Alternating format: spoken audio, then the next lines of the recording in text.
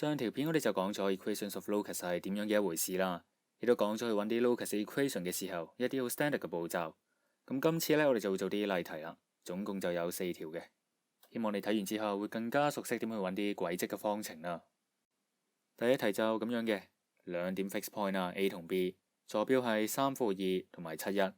如果有點 moving point P 喐嘅時候係會令到 AP 比 BP 係2:3嘅話，咁呢點 P 嘅 locus 嘅 equation 係啲乜嘢呢？如果有時間嘅就試下停一停條片，用翻我上次講嘅嗰幾個步驟，試下自己做一次咯。好啦，開始啦。咁上次講過啦，第一個步驟呢就係 let 點 moving point P 嘅坐標做 xy， 然後我哋就用翻個 locus 嘅條件寫一條 xy 嘅 equation。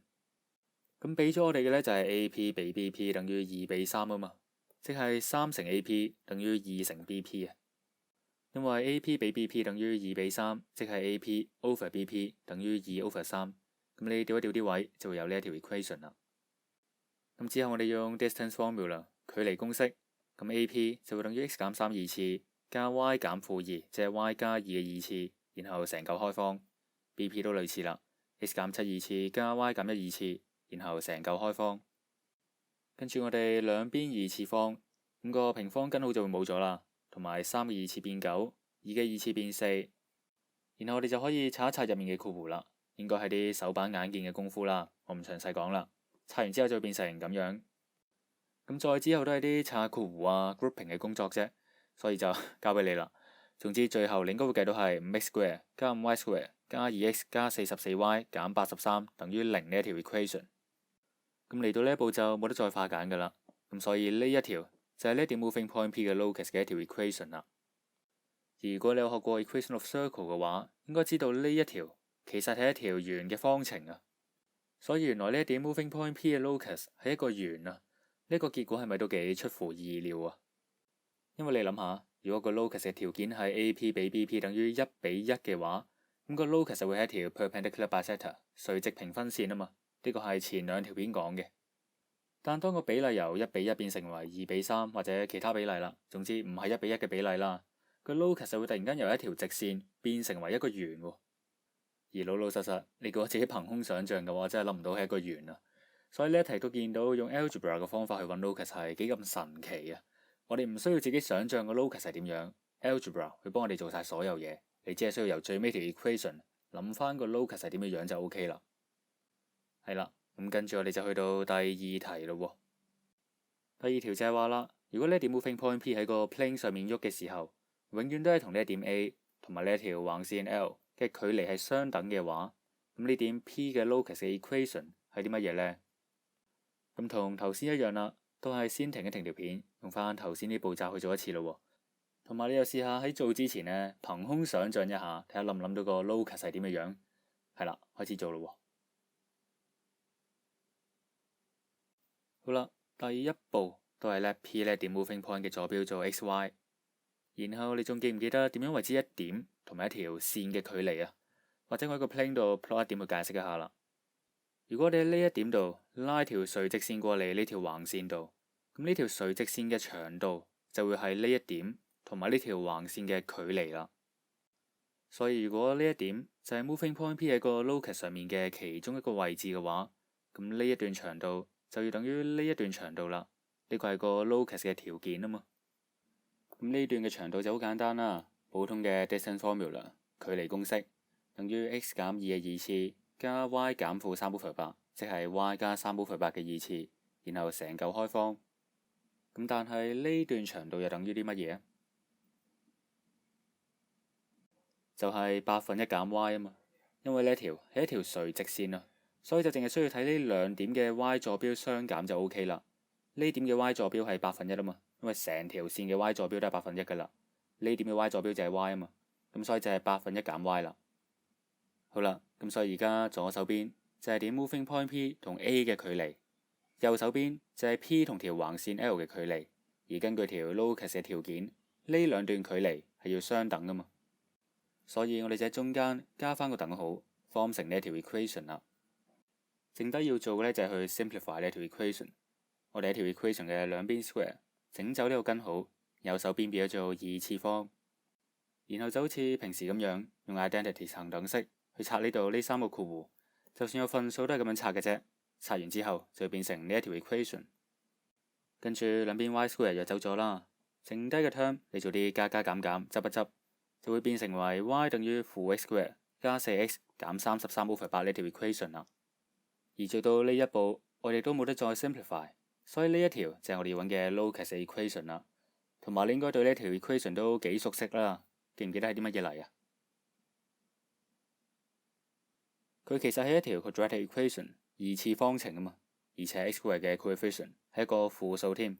咁所以畫一幅圖度嘅話，就大約係一條咁樣嘅 parabola， 開口向下嘅。所以而家就即係話喺呢一條 parabola 上面嘅每一點都係同呢一條橫線同埋同呢一點距離相等嘅。呢一條係咪又係一條憑空想像諗唔到嘅 locus 呢？或者可能你諗到啦，嗱我真係唔得啦，係啦，跟住就去到第3題啦。今次就咁樣嘅，俾咗兩點你啦 ，A 同 B， 坐標分別係-10同埋10，就話啦，如果一點 moving point P 喐嘅時候，係會令到 AP 同埋 BP 兩段距離加埋永遠等於3嘅話，咁呢一點 P 嘅 locus equation 係啲乜嘢呢？嗱，呢一題最後計出嗰條 equation 呢係啲幾新鮮嘅嘢嚟嘅，你應該唔知道佢係代表緊乜嘢圖形噶啦。咁雖然係咁樣啦，你跟翻頭先嗰啲步驟都應該可以 derive 到條 equation 嘅，所以就試下停一停條片，自己先做一次咯。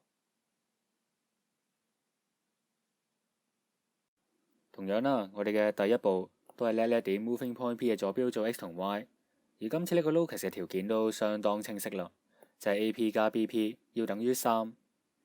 然後 AP 同埋 BP 利用翻 distance formula 距離公式，就分別等於 x 加1 2次加 y 減0 2次開方，同埋 x 減1 2次加 y 減0 2次開方。咁所以呢題最難做嘅步驟就唔係點樣寫條 equation 出嚟，而係點樣 simplify 佢啊，係真係需要一輪功夫啊。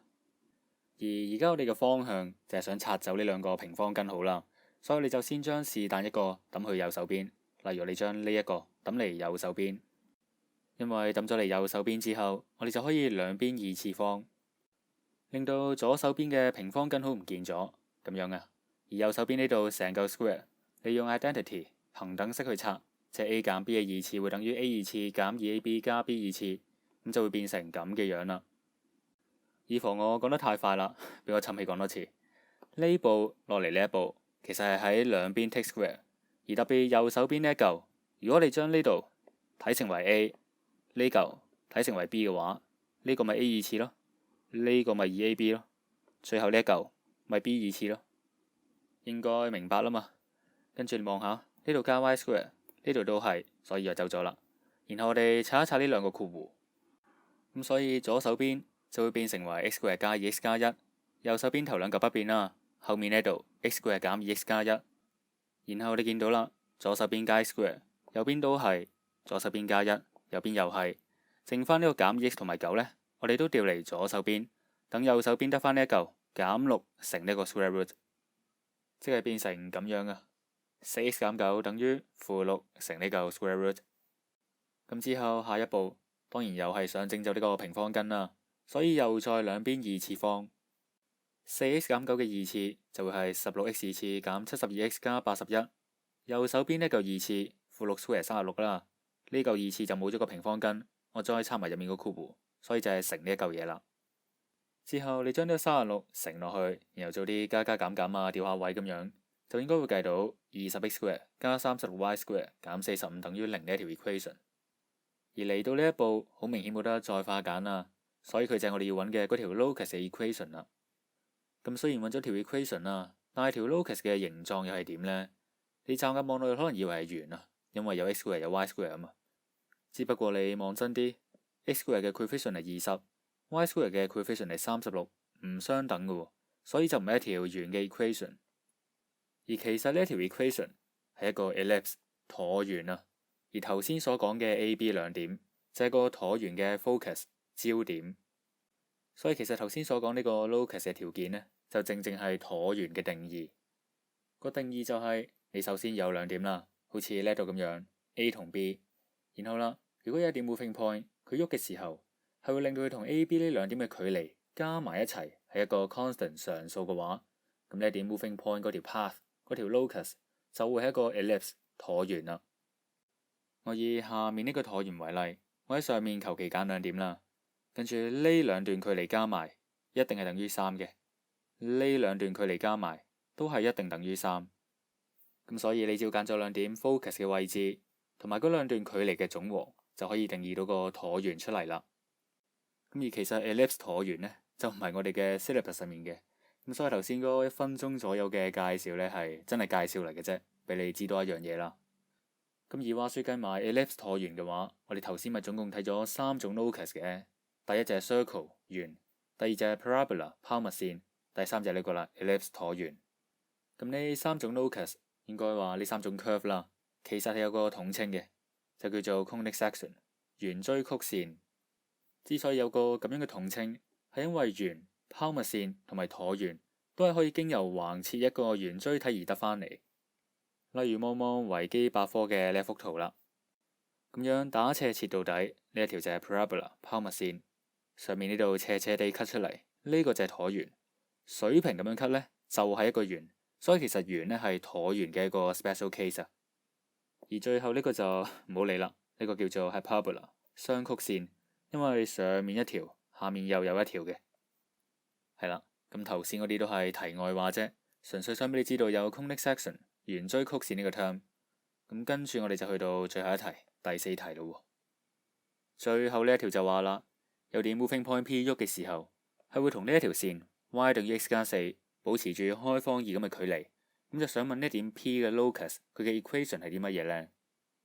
或者我畫埋幅圖俾你參考啦。y 等於 x 加4，即係個 slope 斜率係1 y-intercept y 截距係4嘅一條直線啊。咁而不如同頭先一樣啊，試下先停一停條片，諗諗睇下有冇咩頭緒咯。好啦，唔知你諗成點啦。咁話說呢一題呢，就同頭先嗰3題有些少唔同。頭先嗰3題我哋咪先呢 P 嘅坐標做 xy，然後寫一條 xy 嘅 equation 嘅。咁但係喺呢一條我哋就比較難用頭先嗰啲步驟啦。因為喺條線上面冇啲固定嘅點俾我哋去做 reference 啊，唔係話冇得咁樣做，但係比較難咯，所以我哋就試下用第2種方法啦。我哋先撇除啲 equation， 如果就咁問你有一點 moving point P 係會同呢一條直線保持住開方2嘅距離，咁 P 嘅 locus 係啲乜嘢啊？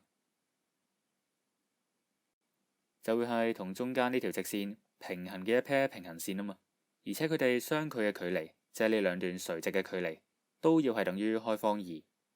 呢一款 locus 係我哋喺第1條片學噶嘛，所以應該唔太陌生嘅。而家你就想利用呢3條線係平行，同埋佢哋相距開方2呢兩個幾何資訊去 deduce 翻呢2條藍色線嘅 equation 出嚟。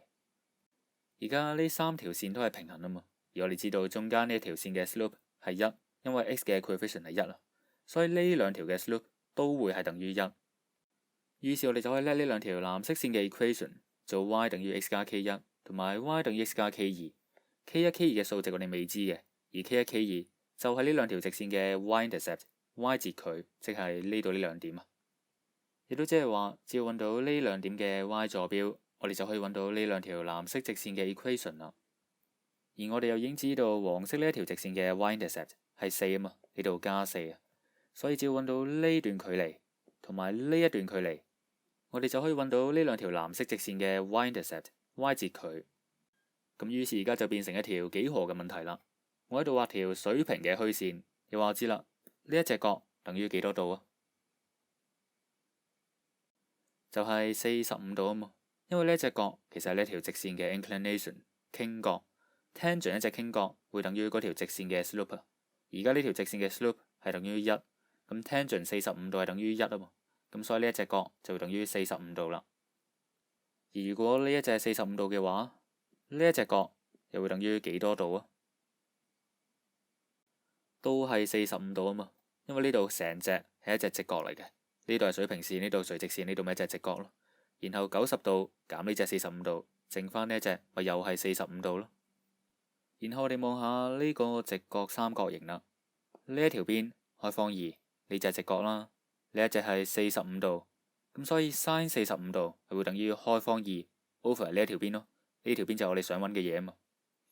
而佢就會等於開方2 over sin 45度